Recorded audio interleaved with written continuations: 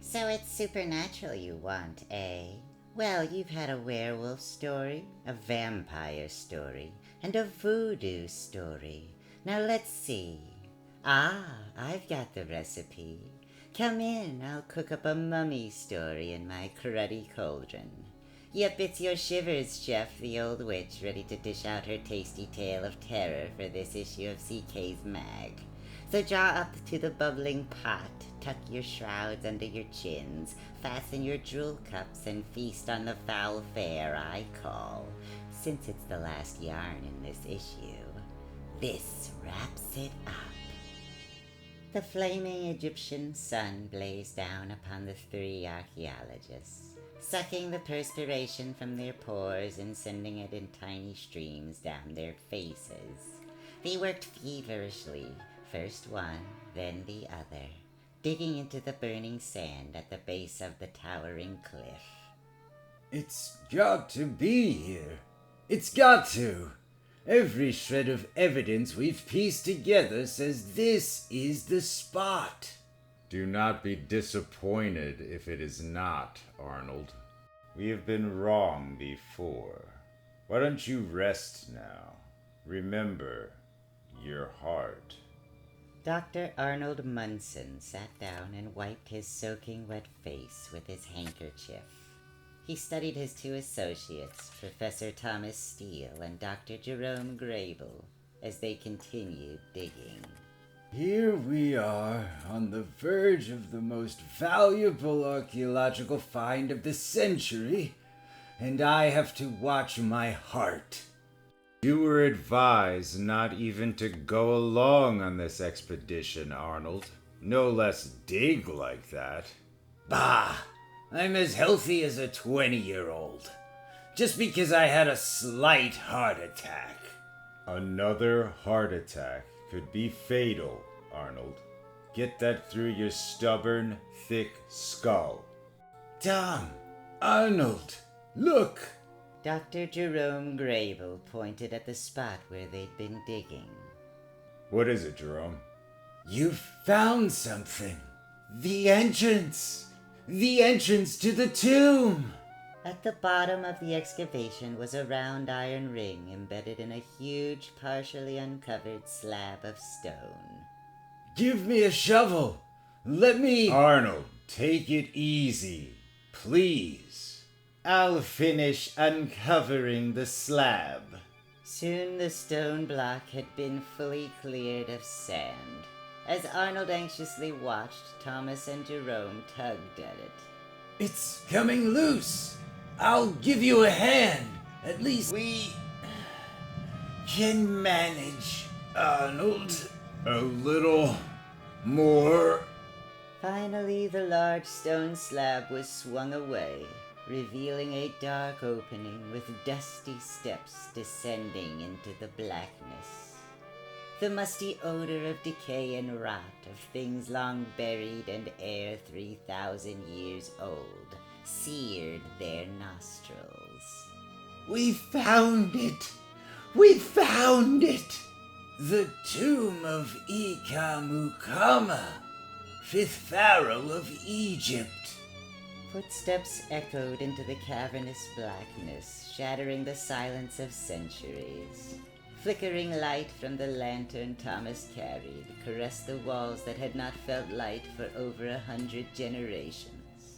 The three men descended into the shaft. I've counted 55 steps already. We're nearing the bottom. The steps ended before a small door. Its surface was exquisitely decorated with typical examples of ancient Egyptian artistry.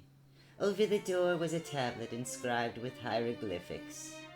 What does it say, Thomas? You're the hieroglyphics expert. It says, beyond this door lies exalted Ikamukama, 5th pharaoh of all Egypt. Let this be a warning to all who trespass. Death will come to those who enter his tomb. Ikamukama will rise to avenge the disturbance of its sanctity. Jerome's laughter was thin and tinged with nervousness. It rippled through the silence and echoed up the stairs of the shaft. Typical of the warnings placed at the entrances to other pharaohs' tombs. They were supposed to scare off wandering bands of thieves who might have broken into the tombs and stolen the treasures buried with the pharaohs. Arnold tried to push the door open. It's sealed. We'll have to smash it. Lend a hand here, Jerome. Step away, Arnold. Flinging their full weight against the sealed tomb entrance door, Dr. Grable and Professor Steele finally managed to break it down. Look, on the floor. Skeletons. The whitened skulls grinned up at them as if each enjoyed a secret they would not share. Perhaps these are the remains of thieves who once broke in. Impossible. The door was sealed. Then who are they? Workmen, perhaps. Servants. Who interned Ikamukama and then were murdered so that the secret of the tomb's location would be kept. Thomas darted forward. Jules! Jules! Arnold! Jerome!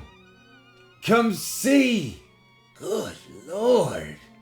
A fortune in precious stones! Professor Thomas Steele scooped up handfuls of the sparkling gems hungrily.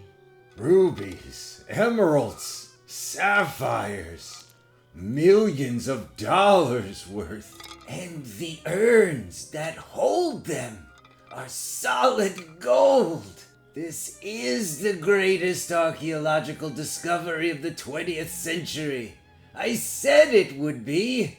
Take it easy, Arnold. Don't excite yourself. Remember your heart. Here, in here, it's the burial chamber. The sarcophagus of Ikamukama. Thomas, help me lift the lid. Get that in, Jerome. The lid of the sarcophagus was removed, revealing the mummy of Ikamukama. Perfectly preserved. What a find! We must get a message back to the museum. Thomas stared at Arnold.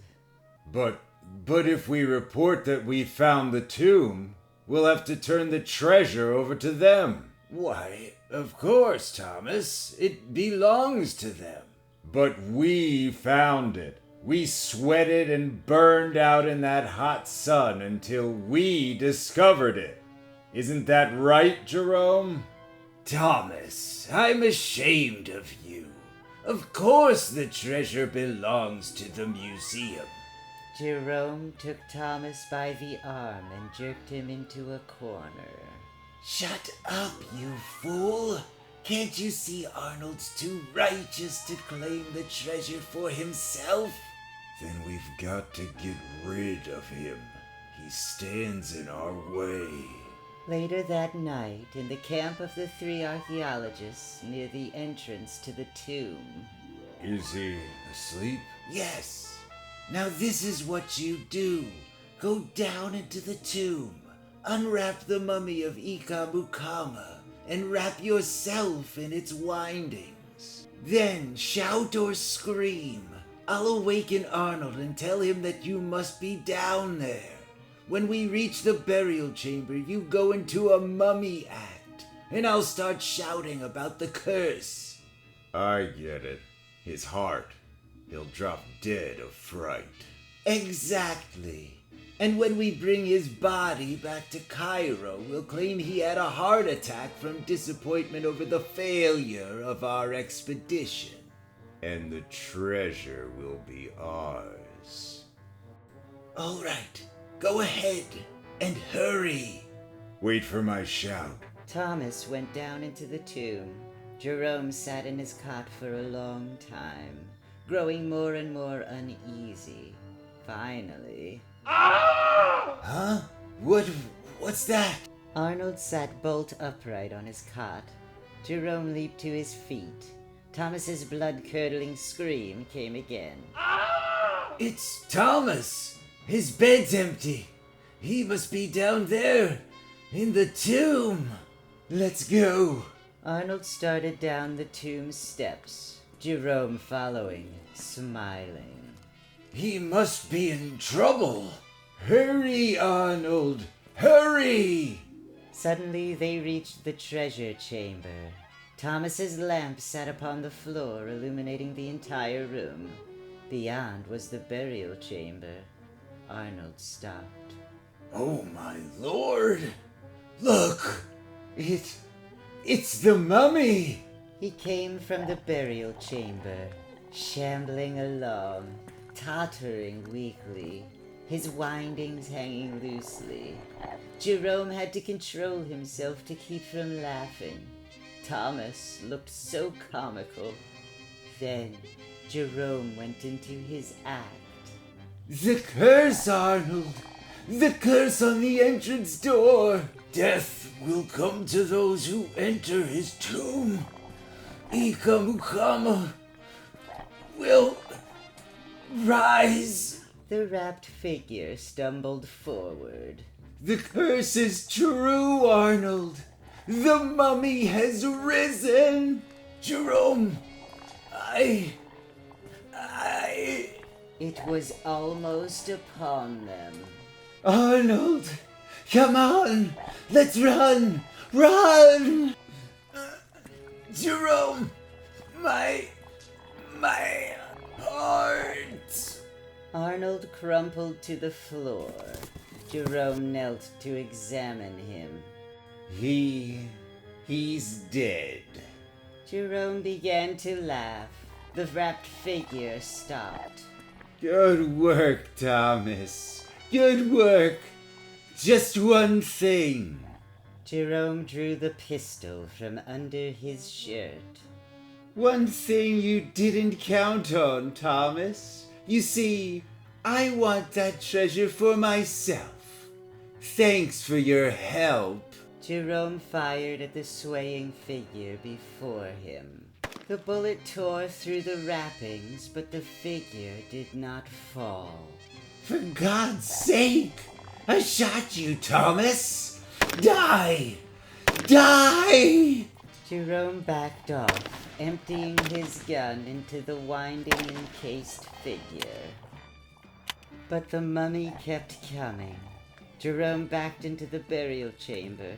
The sarcophagus was open. Good Lord!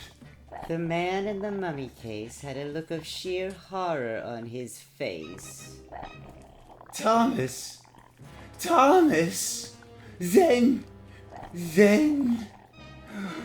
The mummy was right behind Jerome, almost touching him. So, Ikamu, what's his name, took care of the disturbers of his sanctity as the curse had predicted. After that, he tossed the bodies on the pile with the other skeletons, yawned, shut the front slab once more, and went back to sleep. Which is more than you'll be able to do now that you've finished CK's mag. Well, my cauldron will be popping next time we meet, in the Vault of Horror. Bye now.